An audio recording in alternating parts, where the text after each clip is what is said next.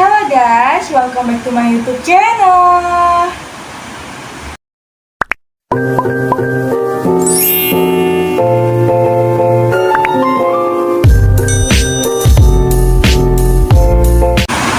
Oke, jadi di sini aku mau ngasih tahu lagi beberapa materi tentang statistik untuk nilai keperluan UAS aku. Oke, kita perkenalan lagi ya. Kenalin, nama aku Cidamayanti. Aku dari Universitas Pamulang, jurusan Manajemen S1 dengan kelas 04 SMJN 004, dan ini mahasiswa 20 10 10 50 02 54. Di sini saya diajari oleh Pak Iman Lubis SEM SN. Kalau begitu, mari kita tonton videonya. Oh iya, jangan lupa untuk like, subscribe, dan bunyikan loncengnya ya untuk lihat video-video selanjutnya. Bab 10. Pendugaan parameter 1. Apa sih pendugaan parameter itu? Pendugaan parameter populasi dilakukan dengan menggunakan nilai statistik sampel. Misalnya, parameter X bar digunakan sebagai penduga bagi mu. Kedua, parameter S digunakan sebagai penduga bagi sigma. Parameter P bar atau P digunakan sebagai penduga bagi Pi atau P. Catatannya, beberapa pustaka menulis P bar sebagai Pi. Pi bar, proporsi sukses dalam contoh acak percobaan binominal 1 dikurang P bar sama dengan Q bar, sama dengan proporsi gagal dalam contoh acak. Untuk soal dan jawaban dari bab 10 tadi, mari kita lihat videonya. Dari mahasiswa tingkat 3 diketahui bahwa rata-rata IPK-nya 2,72 dengan simpangan baku sama dengan 0,4. Maka hitunglah A buat selang kepercayaan 99% untuk rata-rata IPK seluruh mahasiswa, dan yang B-nya tentukan ukuran sampel agar selisih rata-rata sampel X bar dengan rata-rata populasimu pada selang kepercayaan 99% tidak lebih dari 8%. Diketahuinya N sama dengan 49, X bar 2,72, dan S-nya sama dengan 0,4. Maka untuk jawabannya, yang A, selang kepercayaan 99% untuk rata-rata IPK seluruh mahasiswa. Untuk A sama dengan 1%, maka A bagi sigma sama dengan 0,5%, sehingga 20,5% sama dengan 20,005 atau sama dengan 2,576. Untuk X-nya, X bar sama dengan X bar dikurang Z alpha dibagi sigma dikali sigma akar pangkat N. Maka kurang dari mu, kurang dari X bar ditambah Z alpha dibagi sigma dikali sigma dibagi akar pangkat N.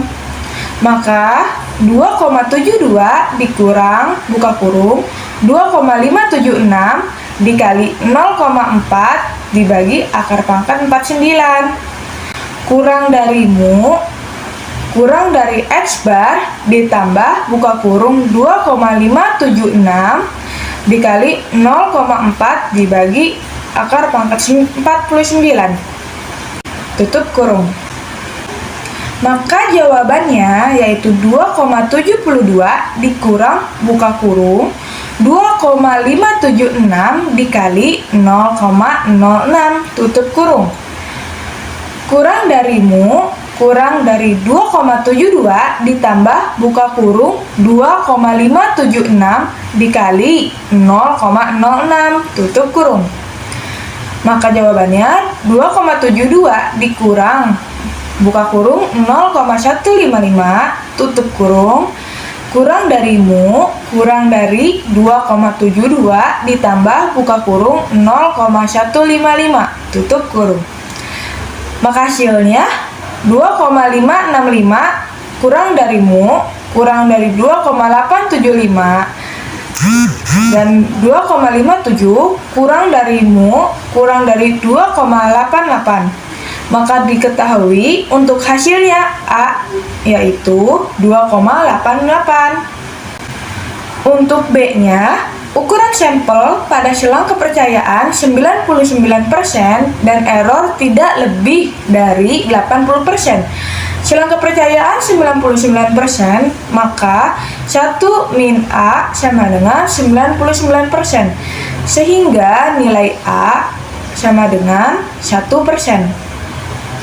Untuk alfa bagi sigma sama dengan 0,5%, maka nilai Z 0,5% sama dengan 20,005 sama dengan 2,576. C sama dengan 8% atau sama dengan 0,008 dan S-nya adalah 0,4. Ukuran sampel yang sesuai atau N adalah N sama dengan buka kurung Z alfa dibagi sigma dikali sigma dibagi E tutup kurung akar pangkat 2 sama dengan buka kurung 2,576 dikali 0,4 dibagi 0,08 tutup kurung dan di akar pangkatkan 2 sama dengan 12,88 akar pangkat 2 sama dengan hasilnya 1658944. Maka kita bulatkan menjadi 166. Maka hasil untuk B-nya yaitu 166. Untuk bab 11, pendugaan parameter kedua. Apa sih pendugaan parameter kedua? Apa ada hubungannya dengan parameter yang ke-1? Sebenarnya ini ada hubungannya, tapi ini hanya lebih memerincikan untuk soal materinya.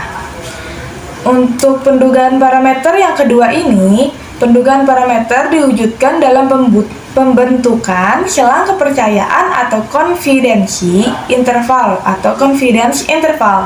karena hampir tidak pernah ditemukan nilai statistik tepat sama dengan nilai parameter. Yang perlu diperhatikan dalam pendugaan parameter yang kedua ini adalah 1. Didekati dengan distribusi normal atau distribusi Z dan distribusi T. Parameter mempunyai dua batas, yaitu batas kanan atas dan batas bawah kiri. Yang ketiga, derajat kepercayaan atau tingkat kepercayaan atau koefisiensi kepercayaan sama dengan 1 dikurang alfa. Maka nilai alfa kemudian akan dibagi menjadi di kedua sisi kurva alfa dibagi 2 di atas batas atas dan alfa bagi 2 di bawah batas bawah. Untuk soal dan jawaban dari pendugaan parameter yang kedua ini, mari kita lihat contoh soalnya seperti di atas ini. Dari suatu contoh acak 500 orang, diketahui bahwa 160 orang menyukai makanan seafood. Maka tentukanlah A. Tentukan selang kepercayaan 95% bagi proporsi populasi yang menyukai seafood. Untuk B-nya, beberapa ukuran sampel agar kita dapat percaya bahwa 95% beda proporsi contoh dengan proporsi populasi tidak lebih dari 0,02. Maka penyelesaiannya yaitu untuk bagian yang A, selang kepercayaannya 95%. Maka dari itu alfanya sama dengan 5% dibagi 2 sama dengan 2,5%. Maka hasilnya adalah Z,25% sama dengan Z0,025 atau hasilnya yaitu 1,960. Untuk rumusnya yaitu P sama dengan 160 dibagi 500 sama dengan 0,32 dibagi P sama dengan 1 dikurang Q sama dengan 1 dikurang 0,32 sama dengan 0,68. Maka rumusnya P dikurang buka kurung Z alfa dibagi 2 dikali akar pangkat P bar dan Q bar dibagi N tutup kurung. Kurang dari Pi kurang dari P ditambah buka kurung Z alfa dibagi 2 dikali akar pangkat P bar dan Q bar dibagi N. Maka jawabannya 0,32 dikurang buka kurung 1,960 dikali akar pangkat buka kurung 0,32 tutup kurung dikali 0,68 dibagi 500 tutup kurung. Kurang dari Pi kurang dari 0,32 ditambah buka kurung 1,960 dikali akar pangkat 0,32 dikali 0,68 dibagi 500 tutup kurung. Maka hasilnya 0,28 kurang dari Pi kurang dari 0,36. Maka hasil dari poin A yaitu 0,28 kurang dari Pi kurang dari 0,36. Untuk poin yang B yaitu berapa ukuran sampel agar kita dapat percaya bahwa 95% beda proporsi. Contoh dengan proporsi populasi tidak lebih dari 0,02. Maka jawabannya N sama dengan buka kurung ZA kuadrat dibagi 2 dikali P bar dan Q bar dibagi E kuadrat tutup kurung sama dengan buka kurung 1,96 tutup kurung kuadrat dikali 0,32 dikali 0,68 dibagi 0,02 kuadrat sama dengan 2 kali 0,90. Maka kita bulatkan menjadi 3. Maka hasil dari poin B yaitu 3. Untuk bab 13 yaitu regresi berganda. Untuk regresi berganda sendiri yaitu untuk memperkirakan atau meramalkan nilai variabel Y.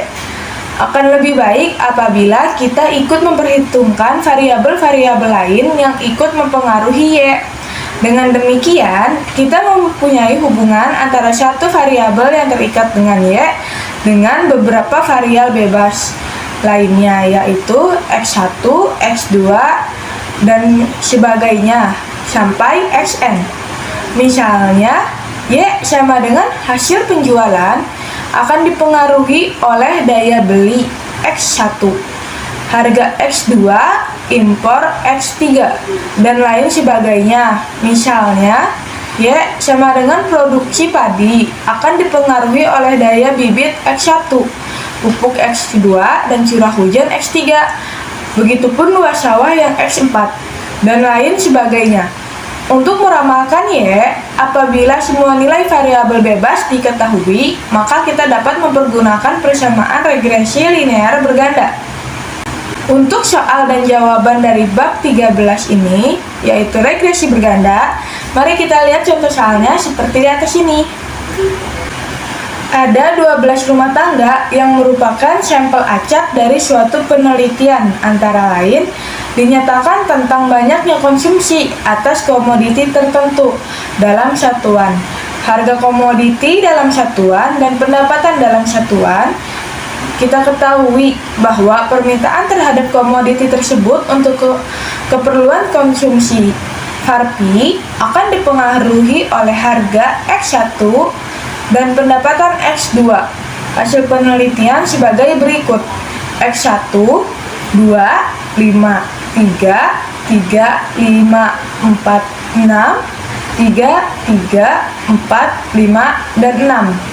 Untuk X2 nya sendiri yaitu 3, 7, 5, 4, 7, 6, 8, 6, 4, 5, 6, dan 4. Dan untuk Varpi-nya sendiri yaitu 5, 9, 6, 8, 8, 10, 9, 12, 7, 11, 7, dan yang terakhir adalah 13. Maka hitunglah bagian A-nya, yaitu hitunglah B0, B1, dan B2, dan buat persamaan regresi linear berganda. Y sama dengan BO, maksudnya B0 ditambah B1, X1 ditambah B2, X2. Untuk yang B-nya, hitunglah SB0, SB1, dan SB2 sebagai kesalahan baku B0, B1, dan B2.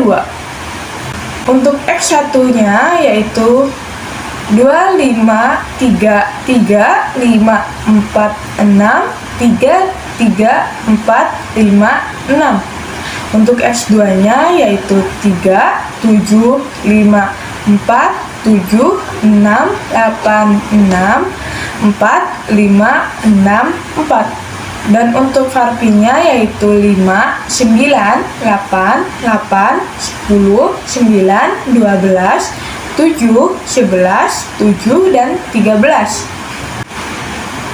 Untuk X1 pangkat 2-nya yaitu 4, 25, 9, 9, 25, 16, 36, 9, 9, 16, 25, dan 36. Untuk X2 pangkat 2-nya sendiri yaitu 9, 49, 25, 16, 49, 36, 64, 36, 16, 25, 36, dan 16. Untuk Varpi pangkat 2-nya sendiri yaitu 25, 81, 36, 64, 64, 100, 81, 144, 49, 121, 49, dan 169. Untuk X1 kali X2-nya yaitu 6, 35, 15, 12, 35, 24, 48, 18, 12, 20, 30, dan 24. Untuk X1 kali Varpi-nya yaitu 10, 45, 18, 24, 40, 40, 54, 36, 21, 44, 35, dan 78. Dan untuk X2 kali Varpi-nya yaitu 15, 63, 30, 32, 56, 60, 72, 72, 28, 55, 42, dan 52. Untuk rumusnya sendiri yaitu sigma C1 sama dengan 49, sigma C2 sama dengan 65, sigma Varpi sama dengan 105, dan untuk X bar 1-nya sama dengan 4,083. Untuk yang kedua yaitu sigma C1 pangkat 2 yaitu 219. Untuk sigma C2 pangkat 2 sama dengan 377. Untuk sigma Varpi pangkat 2 yaitu 983. Dan untuk X bar 2 sama dengan 5416. Untuk sigma C1 C2 sama dengan 279. Untuk sigma C1 Varpi sama dengan 445. Untuk sigma C pangkat 2 Varpi sama dengan 577.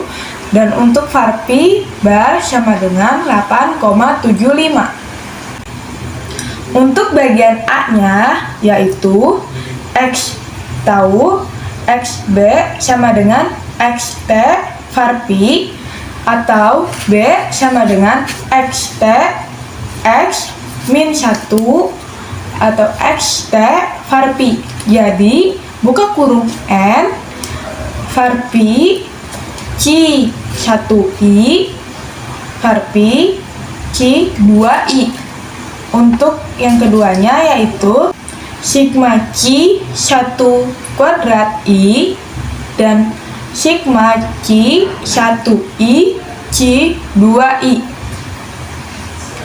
Untuk yang ketiganya yaitu sigma C2I sigma C1I C2I sigma C2 pangkat 2I. Maka B0, B1, B2. Maka hasilnya yaitu sigma varpi I sigma C1I varpi I atau sigma C2I varpi I atau 12, 49, 65, 49, 219, 279, 65, 279, 377. Maka B0, B1, B2 sama dengan 105, 445, dan 577. Maka hasilnya AB sama dengan H. Maka rumus yang di atas tadi kita transfusikan di bawah menjadi B sama dengan A min 1 H atau A min 1 sama dengan 1 dibagi determinan A. Adjektif A sama dengan 1 dibagi A, maka yaitu adjektif A sama dengan KT. KT adalah transform matriks kofaktor K. Maka K sama dengan K11, K12, K13, K21, K22, K23, K31, K32, K33. Maka kofaktor sama dengan KIJ sama dengan buka kurung min 1 tutup kurung pangkat I tambah J, maka MIJ. K11 adalah baris pertama dan kolom pertama yang dicoret, lalu angka yang tidak dicoret, angkanya dikali silangkan. Maka K11 sama dengan 219 dikali 377 dikurang 279 kuadrat sama dengan 82563 dikurang 77841 sama dengan 40722 sama dengan 4722. Untuk K12 nya yaitu buka kurung 49 kali 377 dikurang 65 dikali 279 tutup kurung sama dengan 18 min 18 473 ditambah 18 135 sama dengan min 338. Untuk K13 nya yaitu 49 dikali 279 dikurang 65 dikali 219 sama dengan 13.671 dikurang 14.235 sama dengan min 564. Untuk K21 maka hasilnya adalah min buka kurung 49 dikali 377 dikurang 279 dikali 65 maka sama dengan min 18.473 ditambah 18.135 maka hasilnya min 338. Untuk K22 maka yaitu 12 dikali 377 dikurang 65 kuadrat sama dengan 4254 dikurang 4225 maka hasilnya sama dengan 299. Untuk K23 yaitu buka kurung min 12 dikali 279 dikurang 65 dikali 49 maka hasilnya yaitu min 3.348 ditambah 3.185 sama dengan min 163. Untuk K31 yaitu 49 kali 279 dikurang 219 dikali 65 sama dengan 13.671 dikurang 14.235. Maka hasilnya yaitu sama dengan min 564. Untuk K32 yaitu min 12 dikali 279 dikurang 49 dikali 65. Maka hasilnya sama dengan min 3.348 ditambah 3.185. Maka hasilnya yaitu min 163. Dan untuk yang terakhir K33 12 dikali 219 dikali 49 kuadrat sama dengan 2628 dikurang 2401. Maka hasilnya adalah 227. Maka determinan A-nya yaitu sama dengan alfa 11 dikali K11 ditambah alfa 12 dan K12 ditambah alfa 13 K13. Untuk determinan A-nya sama dengan 12 dikali 4722 ditambah 49 min 338 dan ditambah 65 buka kurung min 564 tutup kurung. Dan untuk determinan A yang terakhir yaitu 56.664 ditambah buka kurung min 16.562 tutup kurung ditambah min 36.660 tutup kurung. Maka hasilnya yaitu 56.664 dikurang 16.562 dikurang 36.660. Hasilnya sama dengan 3.442. Dan untuk jawaban bagian A-nya yaitu A min 1 sama dengan 1 dibagi determinan A. Maka yaitu K11, K12, K13, K21, K22, K23, dan K31, K32, dan K33 sama dengan 1 dibagi 3.442. Maka hasilnya yaitu 4,722 min 338 min 564 dan bawahnya yaitu min 338, 299 dan min 163. Dan untuk K31, K32 dan K33 nya yaitu min 564, min 163 dan 227. Maka B sama dengan XT X min 1 XT var pi sama dengan A min 1 XT var pi. B0, B1, B2 sama dengan 1 dibagi 3.442. Maka 4.722 min 338 dan min 564 itu untuk K11, K12 dan K13 nya. Untuk K21, K22 dan K23 nya yaitu min 338, 299 dan min 163. Dan untuk K31 nya yaitu min 564, min 163 dan 227. Maka 105, 445 dan 577.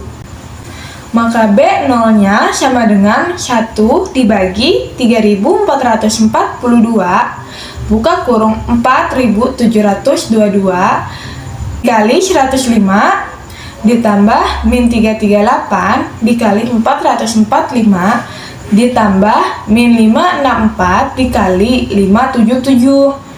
Maka hasilnya 1 dibagi 3.442 buka kurung 495.810 buka kurung 495.810. Maka hasilnya 1 dibagi 3.442 buka kurung 495.810 dikurang 150.410 dikurang 325.428. Maka hasilnya yaitu 1 bagi 3.442 buka kurung 19.972 dan hasilnya adalah 5.824. Untuk B1-nya yaitu 1 dibagi 3.442 buka kurung min 388 dikali 105 ditambah 299 dikali 445 ditambah min 163 dikali 577 sama dengan 1 dibagi 3.442 buka kurung min 35.490 ditambah 133.055 ditambah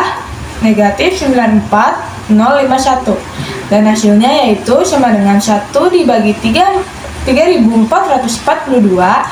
maka 3.514 dan sama dengan 1,0209. Untuk B2-nya yaitu 1 dibagi 3.442 maka min 564 dikali 105 ditambah min 163 dikali 445 ditambah 277 dikali 577 maka 1 dibagi 3.442 maka hasilnya yaitu min 59.220 ditambah negatif 72.535 ditambah 130.979 maka hasilnya yaitu 1 dibagi 3.442 min 776 maka sama dengan min 0,2255. Jadi persamaan regresi linear berganda yaitu Y sama dengan B0 ditambah B1 C1 ditambah B2 C2. Y sama dengan 5,8024 ditambah 1,0209 dikurang 0,2255 maka hasilnya adalah 6,5978. Untuk bab yang terakhir yaitu statistik non-parametrik. Statistik non-parametrik ini dibagi menjadi dua penggunaan, yaitu satu penggunaan metode non-parametrik. Dalam statistik non-parametrik, kesimpulan dapat ditarik tanpa memperhatikan bentuk distribusi populasi. Hal ini berarti dalam statistik non-parametrik bebas dari syarat-syarat seperti data harus berskala interval atau rasio, data harus berdistribusi normal, memiliki homogenitas, dan lain-lain. Metode ini digunakan untuk situasi berikut. A. Apabila ukuran sampel sedemikian kecil sehingga distribusi statistik pengambilan sampel tidak mendekati normal dan apabila tidak ada asumsi yang dapat dibuat tentang bentuk distribusi populasi yang menjadi sumber sampel. B. Apabila digunakan data peringkat atau ordinal.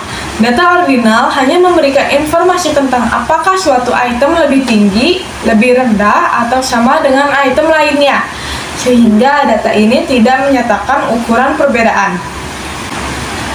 C. Apabila data nominal digunakan, data nominal adalah data yang jika diberikan pada item, maka tidak akan menyebabkan implikasi apapun pada item tersebut, bahwa item yang satu lebih tinggi atau lebih rendah daripada item lainnya. Contohnya, data nominal adalah jenis kelamin, warna rambut, dan lain-lain. Beberapa uji statistika non-parametrik yang digunakan secara luas diantaranya adalah uji tanda, uji peringkat, pertanda Wilson, uji Mann-Whitney, Rantes untuk melihat kecakapan dan koefisien korelasi peringkat Spearman. 2. Uji tanda. Apabila kita telah menetapkan pasangan ukuran ordinal yang diambil dari subjek yang sama atau subjek yang dicocokkan, dan apabila kita hanya tertarik pada adanya perbedaan nyata atau tidak tanpa memperhatikan perbedaan tersebut, maka prosedur uji tanda harus digunakan. Prosedur uji tanda didasarkan pada tanda negatif atau positif dari perbedaan antara pasangan data ordinal. Pada hakikatnya, pengujian ini hanya memperhatikan arah perbedaan dan bukannya besar perbedaan tersebut. A. Prosedur uji tanda dengan sampel kecil. Misalnya, Texas Fried Chicken telah mengembangkan sebuah resep baru untuk adonan tepung ayamnya, dan Departemen Pemasaran hanya ingin melihat apakah resep baru tersebut lebih enak daripada resep sebelumnya. Pada tahap pengembangan produk baru ini, departemen tersebut tidak tertarik pada tingkat rasa atau kenikmatan. Untuk itu, dipilihlah 10 orang konsumen secara acak diminta untuk menguji rasa produk tersebut. B. Prosedur uji tanda dengan sampel besar. Jika jumlah sampel besar dan jika pendekatan normal menerima terhadap distribusi binomial, maka aturan pengambilan keputusan yang berlaku sesuai dengan aturan distribusi Z, di mana rasio kritis atau CR dari nilai Z dihitung sebagai CR sama dengan 2R dikurang N dibagi akar pangkat N. Keterangannya, R adalah jumlah tanda positif dan N adalah jumlah pasangan observasi yang relevan. Untuk soal dan jawaban dari bab 15 ini yaitu, suatu kejadian ada kasus seseorang yang sedang melakukan penelitian. Setelah dihitung, ternyata data penelitian tersebut tidak berdistribusi normal dan tidak homogen. Lalu, peneliti tersebut mengulang proses pengumpulan data dan datanya tetap tidak berdistribusi normal dan tidak homogen. Kemudian, untuk yang ketiga kalinya, peneliti tersebut mengulang proses pengumpulan data dan datanya tetap tidak berdistribusi normal dan tidak homogen. Begitupun seterusnya. Berdasarkan kasus tersebut, menurut Anda, apakah yang harus dilakukan peneliti tersebut jika setelah ratusan kali datanya tetap tidak berdistribusi normal dan tidak homogen? Jelaskan alasan jawaban Anda. Jawaban saya yaitu, data berdistribusi normal merupakan salah satu syarat yang harus dipenuhi dalam analisis parametrik. Dampak dari data yang tidak berdistribusi normal menyebabkan varians data menjadi tidak homogen. Sehingga bila data tidak berdistribusi normal, maka perlu diperbaiki atau diobati supaya normal. Ada beberapa cara yang bisa kita lakukan untuk menjadikan data berdistribusi normal. Dan berikut ini adalah solusinya. Solusi 1, kita bisa menambahkan jumlah data baru ditambah hingga hasil menunjukkan data berdistribusi normal. Usahakan jumlah sampel data lebih dari 30. Lebih dari 30 bukan jumlah total data ya, melainkan jumlah sampel yang diteliti. Kemudian solusi yang kedua yaitu deteksi outlier. Data yang terjangkit outlier buang. Untuk yang solusi ketiga yaitu transformasi data ke dalam bentuk log atau IN. Jika transformasi melalui Evius hasilnya masih tetap, melakukan transformasi di Microsoft Excel. Untuk solusi keempat yaitu jika hasil tetap tidak normal, ganti analisis dengan non-parametrik. Uji non-parametrik tidak mensyaratkan pengujian normalitas. Untuk solusi yang kelima yaitu bila jumlah sampel observasi data lebih dari 30 dan ternyata data tidak normal, maka biarkan saja. Gunakan pendapat central limit theorem yang menyatakan bahwa data yang memiliki jumlah sampel lebih dari 30 maka dianggap normal. Mengapa? Karena uji normalitas pada dasarnya diperuntukkan untuk data yang memiliki sampel kecil. Untuk data dengan jumlah sampel besar dianggap normal. Untuk soal yang nomor 2, yaitu jelaskan perbedaan kapan digunakannya uji tanda, uji peringkat bertanda Wilson dan uji Mann-Whitney. Wilson Signet Rank Test adalah uji non-parametris untuk mengukur signifikansi perbedaan antara dua kelompok data berpasangan berskala ordinal atau interval, tetapi berdistribusi tidak normal. Uji ini dikenal juga dengan istilah Wilson Match Pair Test. Mann-Whitney test adalah uji non-parametris yang digunakan untuk mengetahui perbedaan median dua kelompok bebas apabila skala data variabel terikatnya adalah ordinal atau interval, atau rasio tetapi tidak berdistribusi normal. Uji Friedman dilakukan untuk mengetahui perbedaan lebih dari dua kelompok sampel yang saling berhubungan. Data yang dianalisis adalah data ordinal, sehingga jika data berbentuk interval atau rasio, sebaiknya dirubah dulu ke bentuk ordinal. Uji Friedman merupakan alternatif dari ANOVA satu jalur.